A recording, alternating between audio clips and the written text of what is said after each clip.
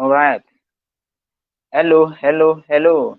Good afternoon, good morning, good evening from any part of the world you are watching this live broadcast from. My name is David Akinwale, and this is Becoming with David Akinwale. This is a transformational series which is set to redesign your life and to give you clarity and focus and to guide you on what to do with your potential, your vision, and what you set to do in life. Right, here we go. Awesome. Hello, hello. Wow. Hello. Wow. It's like this is a John D. I'm super excited to have you on board. I'm happy to be here. It's a great pleasure. I count it a privilege. So thank you, thank you. Okay, briefly, I'm going to introduce my guest. His name is Kevin J. Brown. He's a social media influencer and a life coach, and he has inspired, mentor, and coach people on several platforms. And he helps people to see the value, or he helps people see the value of them living their life on purpose, and then living the life of meaning, and then attaining maximum potential so that they can become more productive with their life. His motto and his mantra is connecting humanity with purpose. Connecting humanity with purpose. So I'm super excited once again to have you on board. I'm so grateful. You're welcome on the show. Welcome to the show, rather. I am so grateful to be here. I'm so grateful to be invited. I'm so grateful to be here with all of you to share the topic of today. And I think you're going to be really, really blessed when you hear this. And, it's going to Yeah, help to empower you and give you practical tips and choices so that way that, as you start going through your life, you start reviewing your belief system, you're yes, able to expand on what it is you can do and what you can believe for yourself. So it's going to be a great time. absolutely, absolutely. All right. So I hope everyone is ready to begin. Yes, we are ready. We are ready, sir. Okay. So um, let's go ahead and get into the idea of a belief. What is a belief? Now, according to the etymology of a belief, belief is really what it means, what we hold to be true. So it's not exactly the truth, but it's what we believe to be true. In fact, it's about what we hold and esteem and love as the truth, as something that is dear to us, as something that we can rely upon, possibly even more so than facts. We actually make it to be fact. So when we're talking about a belief, we are talking about something that we hold as something dear to us for us to, make a foundation of living on.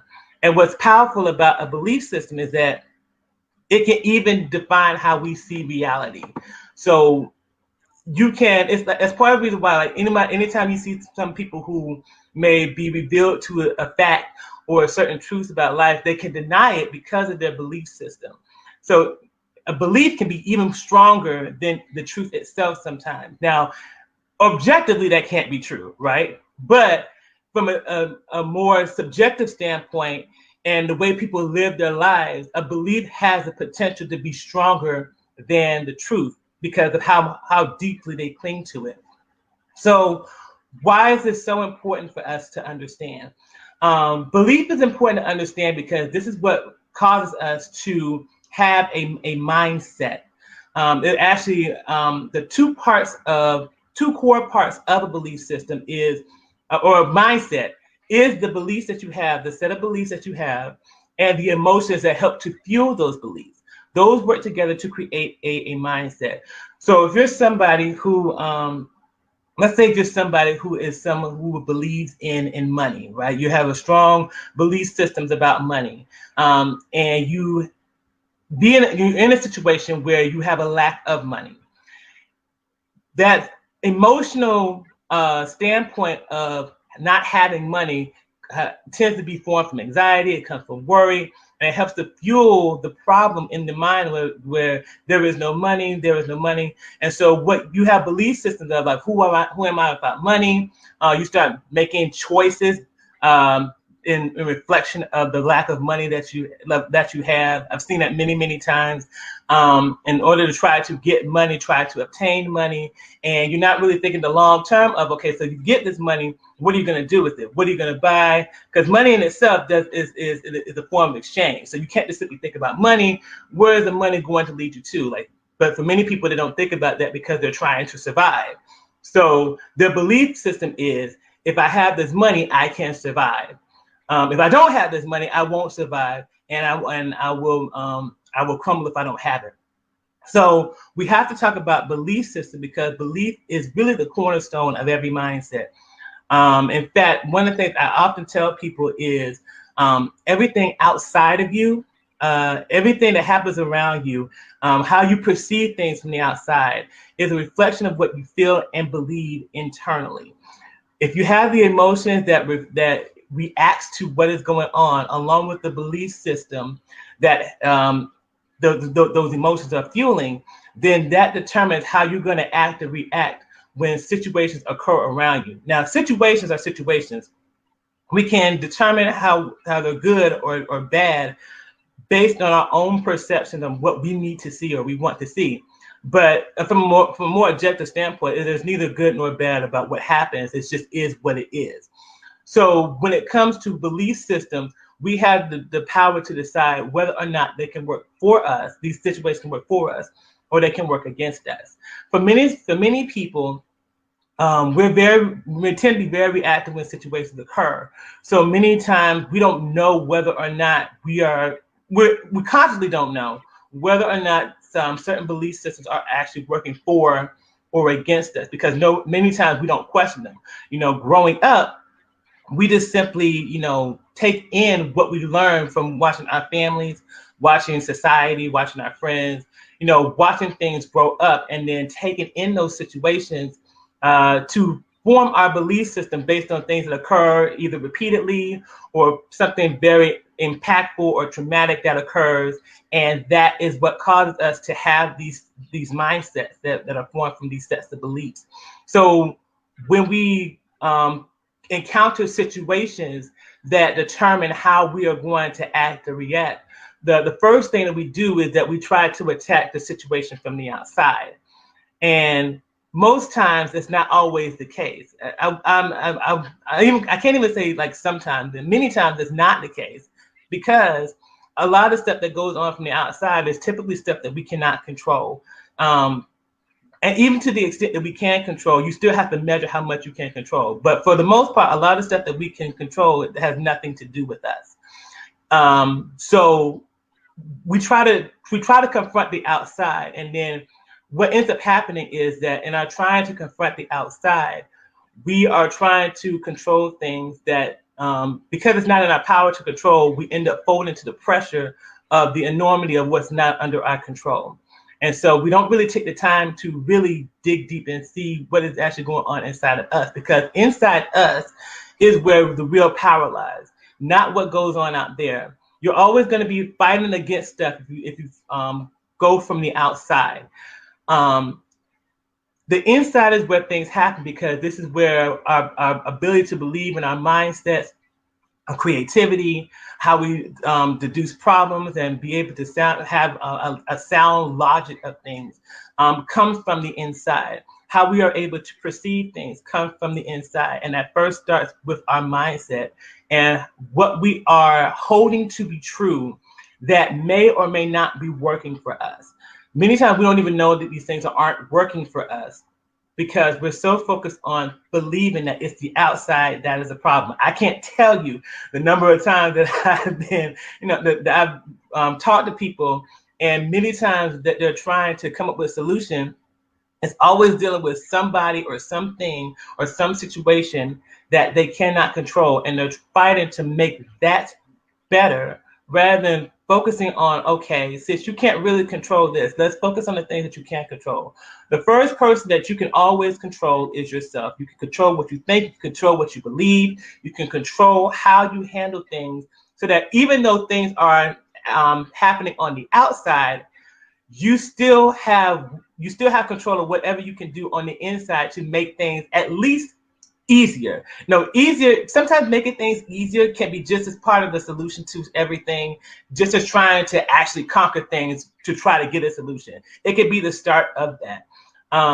So when I talk about the belief system and when I talk about beliefs in general, I'm talking about things that we don't question a lot of times because we hold them so dearly to be true, but we don't really recognize that it is really us, holding these things. They may not actually be true. They may not actually be the natural order of things, but it could be societal. It could be due to trauma. Those type of situations that we have to kind of dive deep and dig through in order for you to have an understanding of how you can have a better handle of situations. So like I said before, I've done this for a long time. Not that long, but I've had a lot of people that make it seem as if I've done it for a long time. And one of the common things that always comes up is the mind. How do I handle things? Always getting people to think deeply, because many times when we set out to do certain things, when we set out to handle certain problems, whenever we're trying to do something for ourselves, the very first time, we tend to not think things deeply or fully, and a lot of that has to do with what we believe and how clear those beliefs are. Clarity is very important. If you're not clear on how you're wanting to do things, if you're not clear about how you want to handle things, then it's always going to show up whenever you're going to do anything. Because with clarity, there's foresight. There's the ability to see things ahead and being able to plan and align accordingly, so that way you're able to achieve the maximum benefit of where it is that you're going along your path. But for a lot of people, they have a lot of issues with that, which is why they either come to me or they end up being referred to me. And so in this particular topic about re-engineering your belief system, since we have people here who are probably trying to enter into something for the very first time, or you may have challenges that are in your life coming up and you don't know how to handle them, and you're thinking that things from the outside, whether it may be your friends, your family, people in government, people in positions of power, should be able to do something, and they probably are not. In that regard, I can't really say much of that. They probably should, but that may not be the case. But at the very least, there can be something that you can do so that way you're not just sitting around being a victim of circumstances.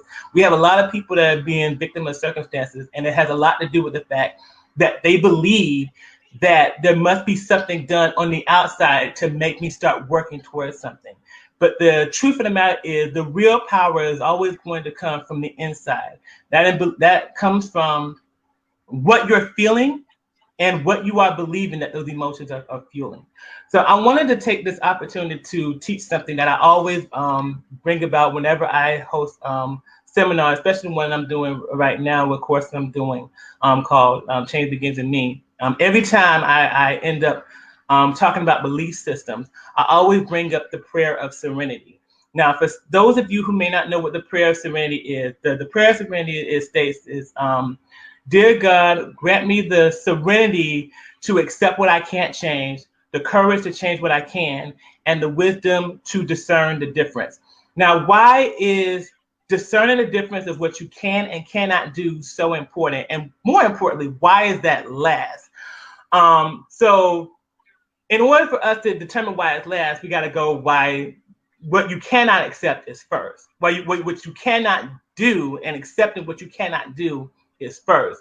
The reason why that is first is because too many times we go into certain situations, we really do believe that the only way things can be changed is if we're trying to solve things on the outside of whatever it is. We're trying to solve the totality of the problem.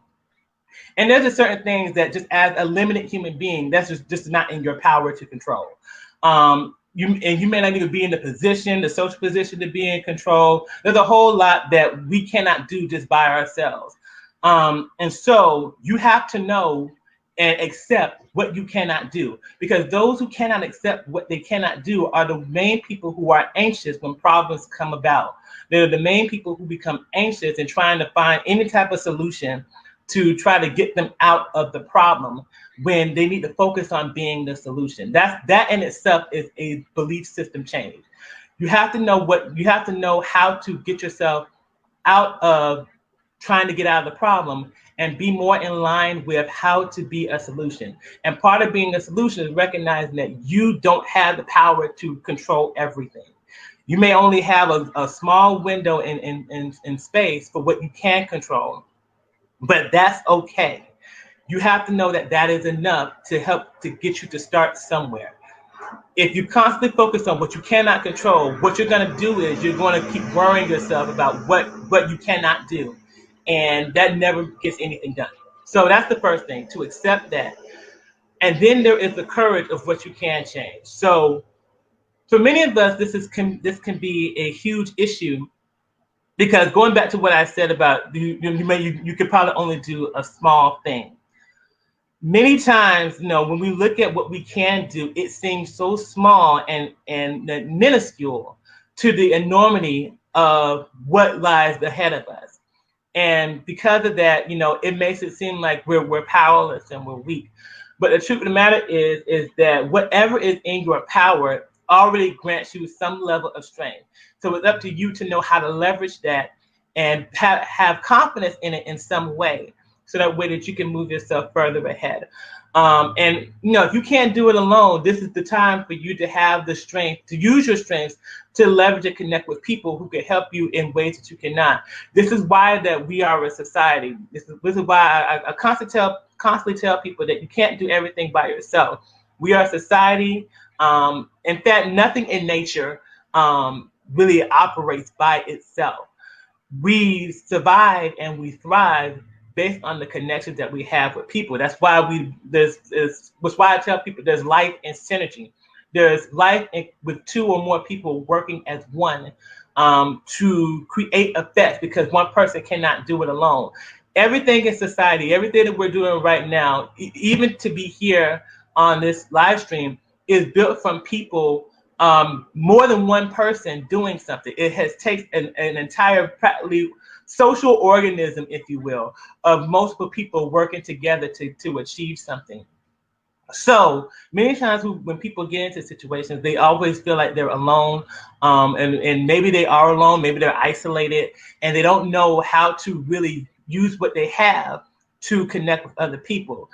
But you have to know how to do that effectively, so that way people can notice you, and that way that there's something to benefit and gain from helping you. And it may not be as difficult as it may seem, but this again goes back to the belief of having courage of what you can do.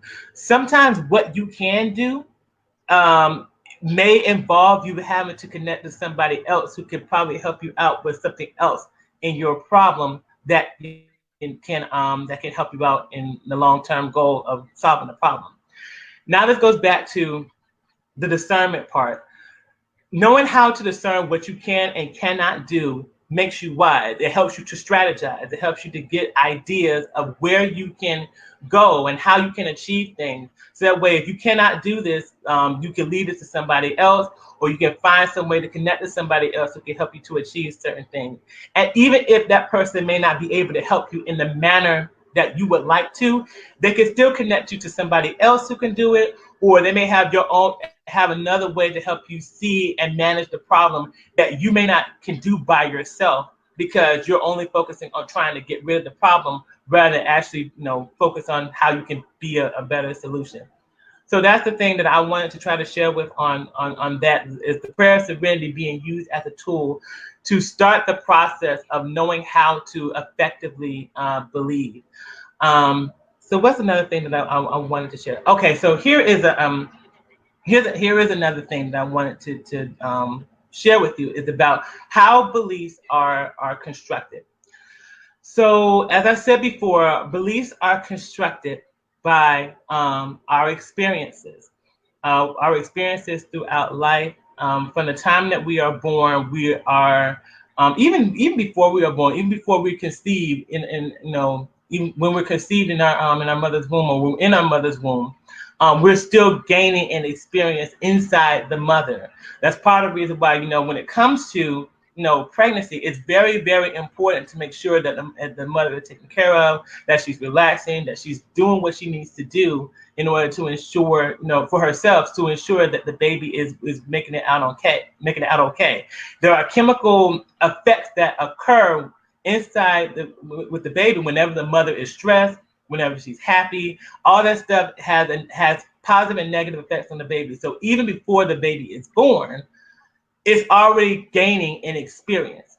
So then the baby comes out, and is gaining the experience growing up, from infancy to toddler to being child and to a childhood, and they're learning things from other people, from the family, from people that they're constantly around, and they are gaining ideas based on what is being suggested around them.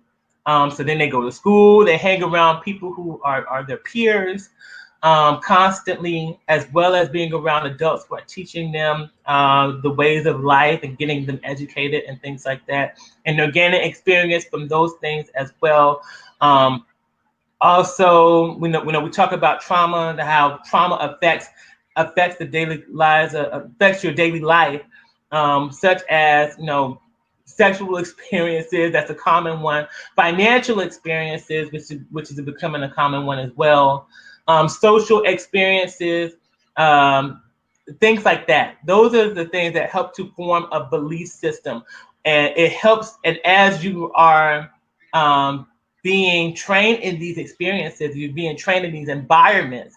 What I often say about an environment is that this is kind of like the space in which you are gaining experiences. As you're being groomed in this environment, you start forming ideas.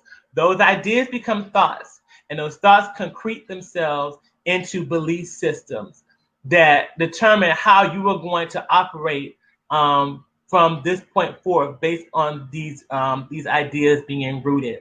And so you start growing up, you start gaining your own experiences, you start establishing your life from these beliefs, and these beliefs form into systems as you start, getting repeated experiences from these beliefs, and they start concreting themselves. And that's pretty much how your mindset is formed. That also includes, being in churches, or being in the mosque, or being in whatever spiritual or religious experience that you have. They play a crucial role in the belief system, because these are teaching you, these are instituting what spirituality is. They're teaching you how these experiences should be interacted. And not necessarily, and again, this is not necessarily saying that, there may be no truth to it, but they're saying that there are interactions, that they're teaching you how to interact with the world based on what is being taught through institutions like family and religion, and even in schools.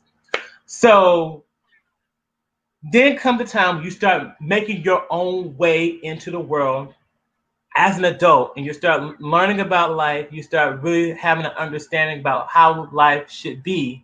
And this is kind of where your belief system get their test run, so to speak. Prior to being an adult, you basically have your family and you have your institutions around to help to guide you as to how life should be. Now that you're an adult, you're establishing life for yourself. Now it's time for us to see how those accumulated experiences and those accumulated beliefs working together stand throughout the test of time. And we see in many experiences how they either solidify or they destroy certain beliefs to create, where you are right now. And I think many of us have had these experiences before, time and time again. So in the course of really understanding what beliefs are, in order to engineer them, you have to know what is true before you can redecide, what can be determined to be true. When we have belief systems as an adult, we already have an idea, we have a preconceived notion based on our experiences, what we believe to be true. And because we hold them so dearly to be true, we don't recognize until we start having interactions with people who have grown up very differently with their own different experiences, and then being able to interact with certain principles and laws, whether it's about relationships or about finances or about spirituality or about business. We really don't start having an understanding of that until we start interacting with people who have different belief systems, and then from that we have to readjust everything that we believe. And then once it comes time for us to really start having an idea of what we want to do and to achieve for ourselves, that's really the time that belief systems really get tested. So like I said, I'm a life coach. And one of the things that I have been doing as a life coach is I talk with people who are wanting to um, have their own business. They want to improve on their relationship goals. And many times, one of the things that end up stopping them from achieving those goals, or the roadblocks that they are having in achieving those goals, is that it's somewhere in the belief system that is causing them to think that way. Um, I had someone recently. I'm not going to tell everything that happened, but I had someone recently who was having issues in his relationship. He was trying to get somebody to tell him that he loved her or that she loved him and things like that, and things weren't really working out like he had wanted. So he ended up, exploding, just because things just wasn't turning out the way that he wanted. So we were able to dig deep into that and kind of find out what was going on was that he was using the relationship to try to find a sense of love and fulfillment that he was not having within himself, because he never had that type of stability either at home or in the environment that he was in. So he was trying to find that in something else. This is how powerful beliefs are. This is how powerful beliefs are. We have people that go out into relationships. They're trying to establish money for themselves, and they're going out with the wrong intentions, because they're trying to find something within themselves to feel whole or to feel complete and things like that. And the truth of the matter is that people and money cannot make you complete, because they're not exactly a part of you. I mean, what they can do is that they can help to, accentuate what you can do and what you can accomplish for yourself, or they can help you in trying to, establish a relationship and make the union work better. But nobody can complete you. Nothing in life can complete you. This also, I can go on and on and on about the examples that I can describe to you. But the bottom line is this: what we believe holds the key to the type of relationships with everything that goes on on the planet, from people to money to jobs to businesses. I know people who have that don't have clear beliefs about their business, because they are convinced that once they just have a cool idea or some type of idea that people will want to find as popular, that they have the right avenue. And they don't have any long-term goals for themselves as far as the business. They're not clear what their mission statement is. They don't know what they want to achieve and what type of connection they want to have and collaborate. They don't know what the quality or the quantity, the service or the product that they want to provide. Like there's a lot of things they don't know, because nobody introduced that type of idea to them, so that way they can establish that type of belief system. Belief systems are powerful because in the belief system, we find out whether or not only what you believe to be true, but whether or not also you have a sense of foresight of what it is that you are willing to go forth in the belief. So one of the things I've been going on and on about kind of recently, very, very recently, it was due to a conversation I had with someone, was the importance of foresight. We can tell how much foresight you have based on how much you are willing to establish for yourself. Many times people who don't have a whole lot of foresight, they end up aligning themselves with other people who have a lot more foresight than them, who use them for their benefit rather than the benefit that they should be using for themselves. That again goes back to the clarity of a belief system and what you are establishing for yourself, what you want to have for yourself, and why do you think you should want that. So again, going back to back to the idea of a belief system, and at the core of a belief, one of the things that I invite you to do is to think about, what do you hold to be true for yourself, whether it's in a relationship, whether it's in money, whether it's in business, whether it's in your spirituality, whether it's in what do you believe in interacting with people from either a local, state, national, or international scale. What do you see for yourself from a clear and a longer term perspective, not just for the sake of immediate gratification or for the sense of completion, but where do you want to see yourself ending up long term? And I lost my train of thought with where I was going with that. I was about to head somewhere, but basically, what do you want to? Where do you see yourself long term? What is the vision? What is the purpose of what it is that you're doing? What is the purpose of that belief? What is the, because everything should have a purpose. Now, we talk about purpose in the sense of trying to find this reason why we're here. But many times we don't ask those same type of questions for our beliefs and our belief system. Why is this belief here? Why is this belief system here? Why do you have this belief that you need to have somebody in your life in order to be complete? Why is it that we always see you with a different type of man or a different type of woman every time you're in a breakup? Why is it that you feel the need to be in spaces where you are constantly asking people for money and feeling as if you can't help yourself?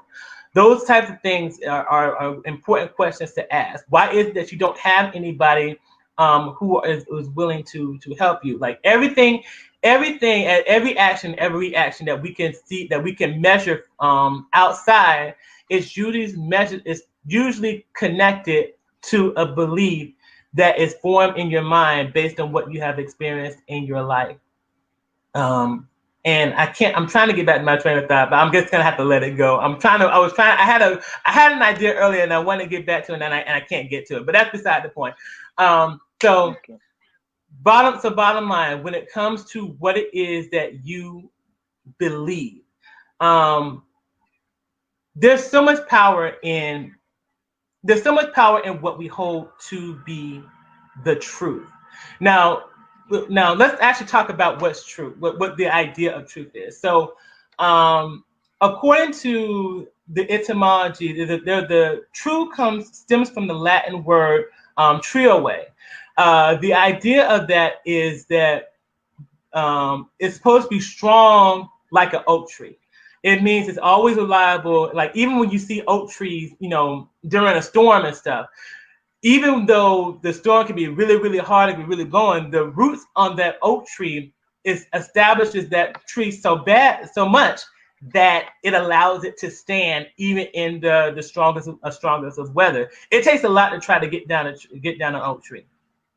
That's what the truth is supposed to be about. It's supposed to be something that we can rely upon and stand on, not just from a subjective position, but also from an objective position as well. That's why we test and measure things. That's why we constantly, take the time to, have science show us certain things, because these help us to establish what truth is. Now, facts can always change, but the things that can never change is what is the truth. So when we hold something to be true, what we're actually saying is these things are things about life that cannot or should not ever be changed. And the problem with that is that when situations come about where that has to be changed, it can make you rigid, and it can make it to a point where what you need cannot come to fruition, because the belief system that you have is countering what is objectively known to be known as true. I've seen that happen countless of times, not only in just career choices, but like even stuff like history. Like I've seen people that actually negate facts of history that have constantly shown to be true, because they can't handle the reality in their minds and of how this can be possible. It's very, very sad. I've seen that. But that's the power of a belief. the belief can be someone can, even though the truth is the most reliable, beliefs are what bring about power for individuals and a collective of people. It's the beliefs that can actually bring about revolutionary change within a group of people, or even to an individual person. So while we are talking about the belief, why we need to focus on having the right belief system, is because this is the key to whatever it is that you're doing right now, and it's also the key to solving what you can do to have a better future for yourself as well. When we change our beliefs, we end up changing the very course of our lives. That saying that change your mind, change your life. But in order for you to change your mind, you must first be able to confront what it is that you believe, and you also must be able to confront the emotions that fuel the beliefs. That's really where our reactions come from. Our reactions are emotional from the very chemical reactions that we have. The chemicals that are in our body, there are natural chemicals like that we're using right now that is not really determining how emotional we're being. But when it comes to belief system in particular, there are chemical reactions that occur that allow you to be firmly rooted into that particular belief as well, to a point where somebody can do something to you and your initial reaction is to avert from them because you have a belief system that what they're doing is dangerous, you see? So you got to be able to confront your emotions as well.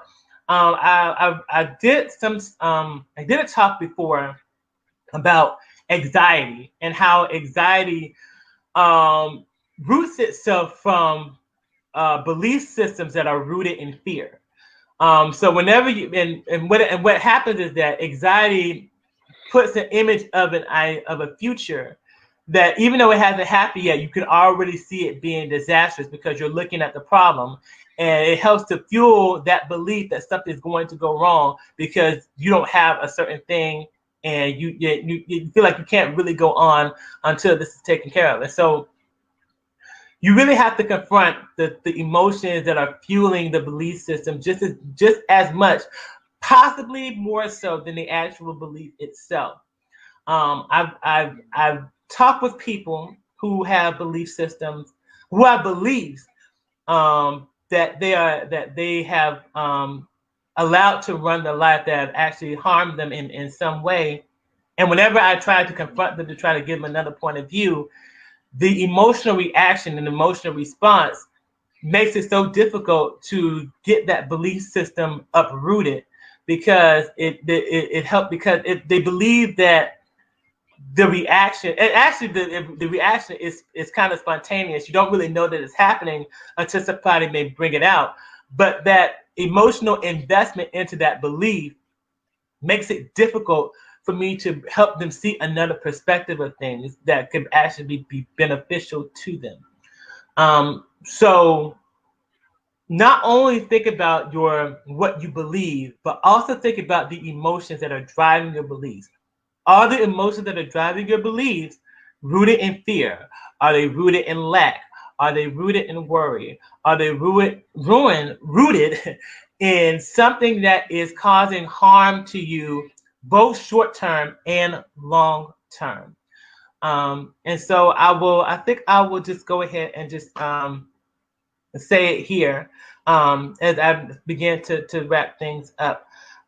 Last week, we had choir practice. We actually had like a new musician that came in, and there were certain ideas that we had already had preconceived. Like we already had ideas of what we were going to do, how we were going to react, based on what we had done before, as when we had before we had the musical change.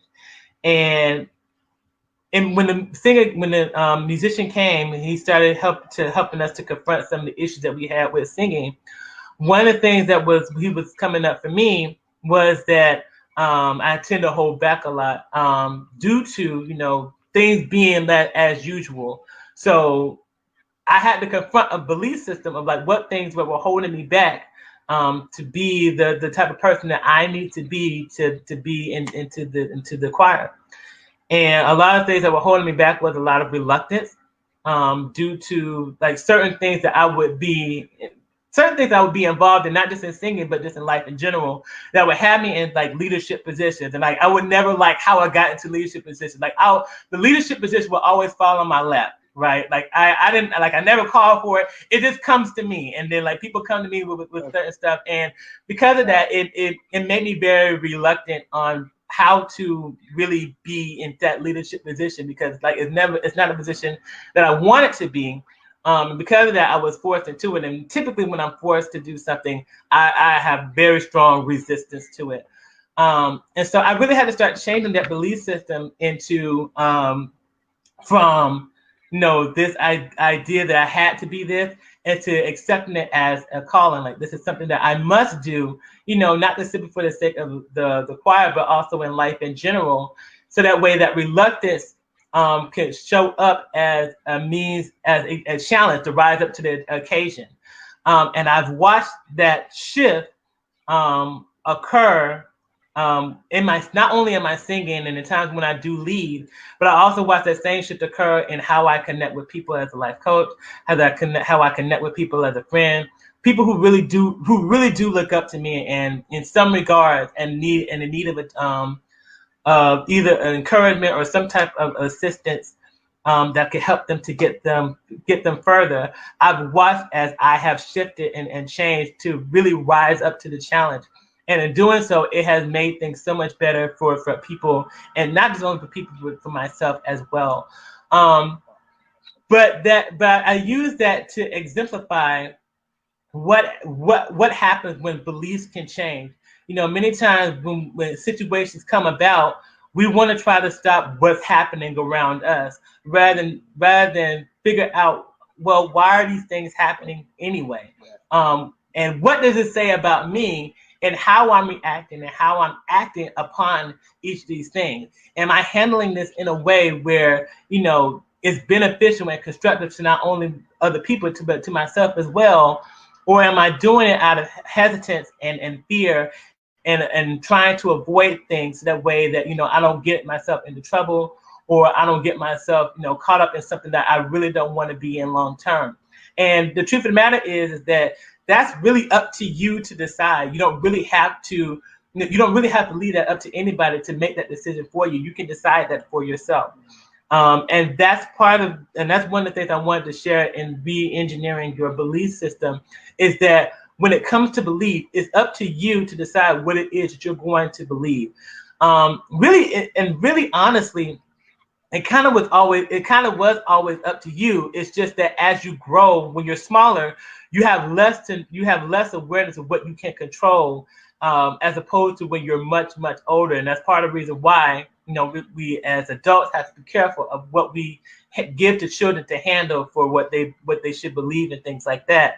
But as you get older, as you start gaining an awareness of what it is that you can control and what it is that you can rely on to be true, you're able to have that type of power. You're able to increase in the power that you have in that belief system, to start making some changes, no matter how small. We cannot negate, the power of change, no matter how small it may be. Never. It's almost kind of like the scripture that says, "Don't despise the days of meager beginnings." You never want to despise the amount of change that you can do. That little bit of change can mean so much for yourself, and it can mean so much for everybody else. You just got to be able to believe that it matters. And so I will end it on there. The power of belief matters in your everyday life. And if you change your life, if you want to change your life, you got to first be able to confront what it is that you believe. Thank you so much for your time. I really gained a lot. Like you talk about a lot of things in which we can re-engineer our belief system. So it all starts within us, and things around us make up our belief system. So that means we need to guide our emotions, our thoughts, the ideas that comes to our mind, so that they will not develop into a system within us. So I'm super excited to have you on board once again for sharing your thoughts with us, Mr. Kevin, from the United States of America. So thank you so much. Yeah, it's a Thank great you pleasure. so. I'm very, very privileged. I am very grateful that you invited me to speak with you and to speak to the people who are connected with you. It's a great privilege. I count it a blessing. Mm, yes, sir. I've been following your work and I see so many wonderful things you're doing. So I wish you more grace to do more, sir. Thank you. All right. Thank you so Okay, much. I will see you next. All right, we'll see you next time, sir. Sure thing. All right, sir. Thank you. All right. We have come to the end of today's show on Becoming with David Akinwale. I know you have gained maximum value and you have learned how to re-engineer your belief system. So I know you have a lot of take-home points today. So I want you to take action on what you have learned today from our guest speaker and work on it so that your life can be more productive, your life can be more better, and then you can live the best life. My name is David Akinwale, signing out today till I come your way again. And remember, humble self, David Akinwale. Live the best life. Bye bye.